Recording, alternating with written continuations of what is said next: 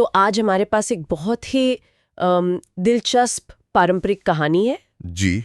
ये कहानी है दो बहनों की, अमावस्या और पूर्णिमा। ऊपर से तो ये कहानी बहुत सीधी लगती है। हाँ, कि भाई अच्छे के साथ अच्छा होता है और बुरे के साथ बुरा। बिल्कुल। लेकिन जब हम इसके किरदारों को, उनके फैसलों को और कहानी में जो प्रतीक छिपे हैं उन्हें कुरेदना शुरू करते हैं तो कई परतें खुलती हैं। हाँ, और कई दिलचस्प सवाल भी सामने आते हैं। सही बात है। ये कहानी सिर्फ कर्म के फल के बारे में नहीं है ना? ये समाज परिवार के अंदर का पक्षपात और सच्ची भक्ति बनाम दिखावे पर भी एक गहरी टिप्पणी है। आपने बिल्कुल सही कहा।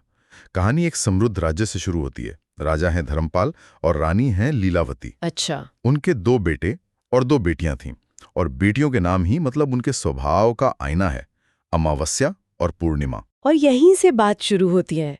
एक का नाम अंधेरी रात, दूसरी का नाम चांदनी रात। जी। तो आज हम इसी कहानी की परतों को खोलेंगे और देखेंगे कि यह हमें कर्म, ईर्ष्या और निस्वार्थ सेवा के बारे में क्या सिखाती है। चलिए, सबसे पहले इन दो बहनों को ही समझते हैं। बिल्कुल, जो एक ही घर में पली बड़ी, पर दो अलग दुनिया बन गई। तो एक तरफ है पूर्णिमा। जैसा नाम वैसा ही स्वभाव। हाँ, स्रोत में बताया गया है कि उसका चेहरा चांद की तरह चमकता था, पर असली चमक तो उसके गुणों में थी। जी। वो सुबह से शाम तक भगवान शिव की पूजा करती, घर का काम करती, गरीबों को खाना खिलाती और अपने माता पिता की सेवा में भी लगी रहती थी। और वहीं दूसरी तरफ है अमावस्या। बिल्कुल उल्टी। उसे शाही ठाट बाट, महंगे कपड़े, श्रृंगार, बस इसी सब का शौक था। नौकरों पर चिल्लाना। और पूजा पाठ को तो वो समय की बर्बादी समझती थी। यहाँ जो सबसे हैरान करने वाली बात है ना, वो है माता पिता का रवैया। हाँ, खासकर रानी लीलावती का। उनका झुकाव साफ साफ अमावस्या की तरफ ज्यादा था। वो पूर्णिमा पर तो जैसे ध्यान ही नहीं देती थी। ये पक्षपात बहुत दिलचस्प है। क्या ये सिर्फ कहानी को आगे बढ़ाने का एक तरीका है, या ये उस समाज पर भी कोई टिप्पणी है जहां मतलब बाहरी चमक दमक को ज्यादा महत्व दिया जाता है? आपने बिल्कुल सही पकड़ा। अक्सर ऐसा होता भी है। जो संतान दुनियादारी में ज्यादा माहिर लगती है, उसे ज्यादा तवज्जो मिलती है। हाँ। रानी को शायद अमावस्या का वो शाही अंदाज भविष्य के लिए ज्यादा फायदेमंद लगता होगा, जबकि पूर्णिमा की सादगी उन्हें एक तरह से कमजोर लगती होगी। और व्यावहारिक। बिल्कुल। ये भौतिकवाद और आध्यात्मिकता का टकराव है जो एक ही परिवार में पनप रहा था। और ये टकराव तब और भी गहरा हो जाता है जब दोनों बहनों की शादी की बात आती है। हाँ, वहां तो रानी का फैसला चौंकाने वाला है। तो जब दोनों की शादी की उम्र हुई, रानी ने एक बहुत ही अजीब प्रस्ताव रखा। बहुत अजीब। उन्होंने राजा से कहा कि अमावस्या की शादी तो किसी बड़े राजकुमार से करेंगे, लेकिन पूर्णिमा की शादी किसी गरीब ब्राह्मण से कर दी जाए। और तर्क क्या दिया? तर्क ये था कि उसे तो बस भजन कीर्तन पसंद है, बड़े घर में उसका क्या काम। मतलब उसकी भक्ति को उसकी योग्यता नहीं बल्कि कमी की तरह देखा गया। ये तो खुला अपमान था। बिल्कुल। और फिर हुआ भी वैसा ही। अमावस्या की शादी धूमधाम से एक राजकुमार से हुई। सोने चांदी की पालकी, दास दासियां, सब कुछ मिला उसे। और पूर्णिमा? बेचारी पूर्णिमा की शादी उसी गांव के गरीब किसान के बेटे से कर दी गई। और विदाई में उसे दहेज के नाम पर क्या मिला? सिर्फ एक पुरानी साड़ी और एक तुलसी का पौधा। सोचिए जरा, एक राजकुमारी को विदाई में तुलसी का पौधा मिल रहा है। ये अपने आप में एक बहुत बड़ा प्रतीक है। बिल्कुल। और रानी ने मन ही मन पूर्णिमा के विश्वास को चुनौती दी कि अब देखती हूँ भगवान उसकी मदद कैसे करते हैं। तो एक तरफ अमावस्या ऐशो आराम की जिंदगी जी रही थी, और दूसरी तरफ पूर्णिमा अपने पति के साथ भगवान भरोसे खुश थी। जी। कहानी में असली मोड़ तब आता है जब अमावस्या अपने घर पर एक धार्मिक आयोजन करती है। शिव चालीसा का पाठ। हाँ, शिव चालीसा का पाठ रखती है।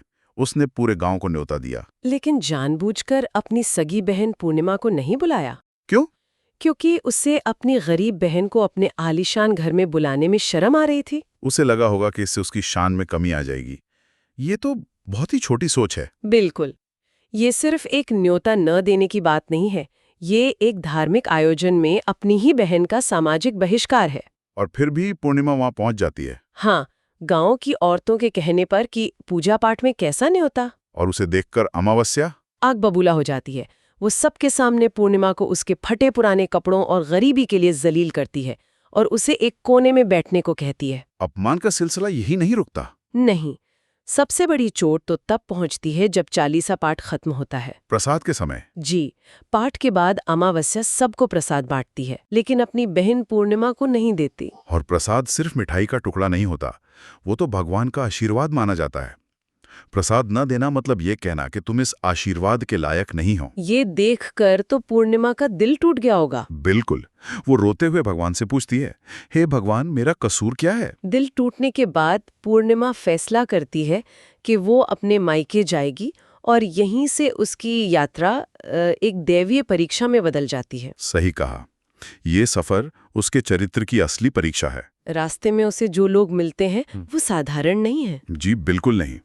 सबसे पहले उसे एक बूढ़ी माँ मिलती है जिनका तुलसी का पौधा सूख रहा होता है। अच्छा। पूर्णिमा बिना सोचे समझे उस पौधे में पानी डालती है और उस माँ के पैर दबाकर उनकी सेवा करती है। ये कोई और नहीं, स्वयं तुलसी माँ थी। हाँ, जो पवित्रता का प्रतीक है। तो पूर्णिमा की पहली परीक्षा उसके मूल स्वभाव की थी, जिसमें वो पास हो गई। तो पहली परीक्षा प्रकृति और सेवा की थी। इसके बाद उसकी आस्था की एक और बड़ी परीक्षा हुई। उसे एक बहुत गंदा शिव मंदिर मिलता है जहां एक बूढ़े बाबा बैठे थे, जो स्वयं भगवान शिव थे। बिल्कुल। पूर्णिमा ने ये नहीं सोचा कि ये मेरा काम नहीं है।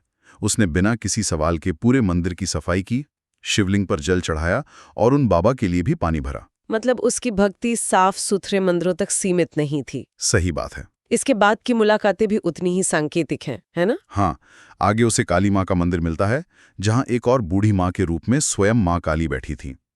पूर्णिमा उस मंदिर की भी सफाई करती है और माँ की सेवा करती है। और माँ काली तो शक्ति और परिवर्तन का प्रतीक है। बिल्कुल। और अंत में नदी किनारे उसे गंगा मैया मिलती हैं, जो शुद्धि का प्रतीक हैं। पूर्णिमा उनकी भी सेवा करती है। मतलब इस पूरी यात्रा में उसने प्रकृति, आस्था, शक्ति और शुद्धि, हर रूप में ईश्वर की सेवा की, बिना ये जाने कि वो असल में कौन है। ये निस्वार्थ कर्म की पराकाष्ठा है। और उन सब ने उसे आशीर्वाद दिया। जी, और कहा कि लौटते समय जरूर मिलकर जाना। इसके बाद वो मायके पहुंचती है, जहां भाभियां उसका स्वागत करती हैं। वहां से लौटते समय भाभियां उसे एक थैला देती हैं। और रास्ते में वो चारों दिव्य हस्तियां भी उसे एक थैला देती हैं, इस हिदायत के साथ कि घर जाकर ही खोलना। और जब वो 5 थैलों के साथ घर पहुंचती है तो कहानी पूरी तरह पलट जाती है। जी, जब वो थैले खोलती है तो उसकी किस्मत बदल चुकी थी। एक में खाने पीने का सामान और कपड़े, दूसरे में सोने चांदी के गहने, तीसरे में धन संपत्ति, चौथे में अनाज और 5वें में महंगे वस्त्र। उसकी झोपड़ी एक महल में बदल जाती है। कुछ समय बाद पूर्णिमा भी अपने घर पर शिव चालीसा का पाठ करवाती है। और इस बार वो अमावस्या को पूरे सम्मान के साथ बुलाती है। अपनी बहन की दौलत और महल देखकर तो अमावस्या की आंखें फटी रह गई होंगी। बिल्कुल। वो ईर्ष्या से जल उठती है और उससे इस काया पलट का राज पूछती है। और पूर्णिमा अपने भोले स्वभाव के कारण उसे सब कुछ सच-सच बता देती है। हाँ, कि कैसे उसे घर पे अपमानित किया गया और फिर रास्ते में क्या-क्या हुआ। लेकिन अमावस्या इस कहानी का मतलब ही नहीं समझ पाती। यही तो अहंकार की पहचान है।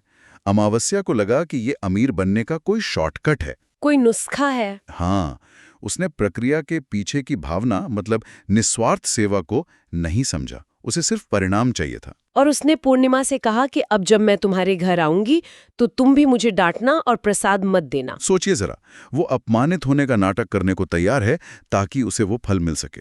ये दिखाता है कि वो कितनी सतही सोच रखती है। तो क्या वो भी उसी यात्रा पर निकलती है? हाँ, वो पूरी नकल करने की कोशिश करती है। तो अमावस्या भी मायके के लिए निकल पड़ी। जी, रास्ते में उसे भी वही चारों दिव्य हस्तियां मिलती हैं, तुलसी माँ, शिवजी, काली माँ और गंगा मैया। लेकिन इस बार नतीजा बिल्कुल उल्टा होता है। ऐसा क्यों? उसे भी तो वही सब करने का मौका मिला था। मौका तो मिला था, पर नीयत सही नहीं थी। नियत ये गंदी हो जाएगी। उसने हर किसी के साथ यही व्यवहार किया। हाँ, शिव मंदिर में सफाई करने से मना कर दिया, काली माँ और गंगा मैया का भी अपमान किया। तो उसके कर्मों का फल भी उसे तुरंत मिला। बिल्कुल। उसके इस व्यवहार से सभी देवी देवता नाराज हो गए। मायके में भी भाभियों ने उसे ताने मारे। लौटते समय उसे भी थैले तो मिले। हाँ, थैले मिले, लेकिन जब उसने घर आकर उन्हें खोला तो उसकी दुनिया उजड़ गई। एक थैले में मिट्टी और गोबर, दूसरे में पत्थर, तीसरे में कोयला और एक थैले से तो सांप बिच्छू निकल आए। ये कर्म के तत्काल फल का एक बहुत ही साफ चित्रण है। ये सांप बिच्छू शायद उसके अपने मन के जहर का ही प्रतीक थे। बिल्कुल सही। जो आपके अंदर है वही आपको बाहर मिलता है।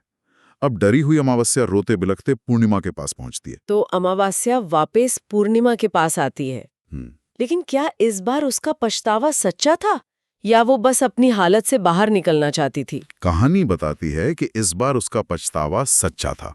उसे अपनी गलती का एहसास हो चुका था। अच्छा। तब पूर्णिमा उसे समझाती है, बहन, मैंने निस्वार्थ भाव से सबकी सेवा की, इसलिए मुझे ये सब मिला।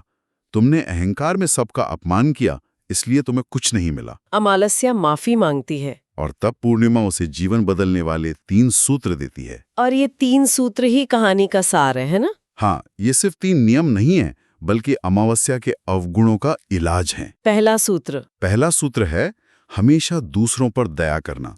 यह उसके अहंकार और क्रूरता का इलाज है। दूसरा सूत्र है प्रतिदिन चालीसा पढ़ना। यह उसकी आध्यात्मिकता से दूरी का इलाज है। और तीसरा सूत्र है रोज 108 बार ओम नमः शिवाय का जाप करना। यह उसके बेचैन और स्वार्थी मन को शांत करने का उपाय है। ये तो एक पूरा आध्यात्मिक नुस्खा है।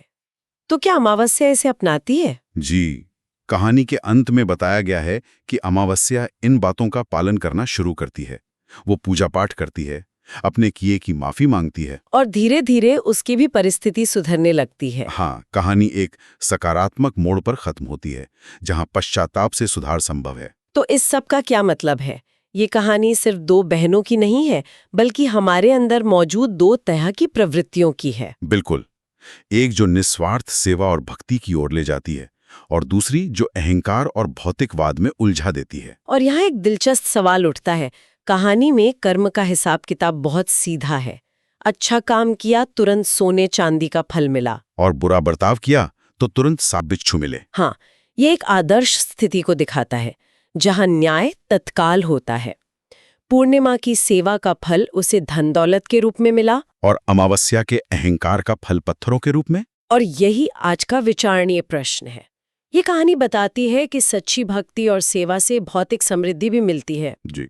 लेकिन क्या हमारे अपने जीवन के अनुभवों में आंतरिक आध्यात्मिक धन और भारी भौतिक समृद्धि के बीच हमेशा इतना सीधा और तत्काल संबंध होता है?